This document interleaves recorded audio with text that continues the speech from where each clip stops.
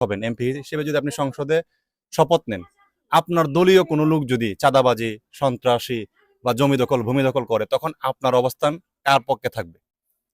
ধন্যবাদ আপনাকে একটা সুন্দর প্রশ্ন করার জন্য।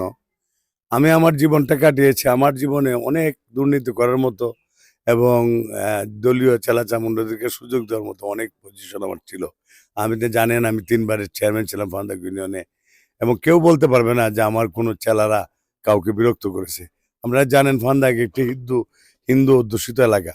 অনেক বড় ব্যবসায়ীরা এখানে ব্যবসাপাতি করেন এবং উনারা নিরাপদে ব্যবসাপাতি করেছেন আমার সময়কালে এবং এর কোনো ব্যতিক্রম হয়নি।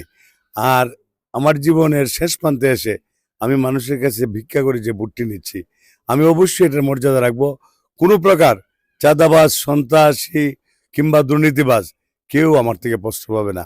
সর্বক্ষেত্রে সকল অনিয়মের বিরুদ্ধে আমার জিরো টলারেন্স থাকবে।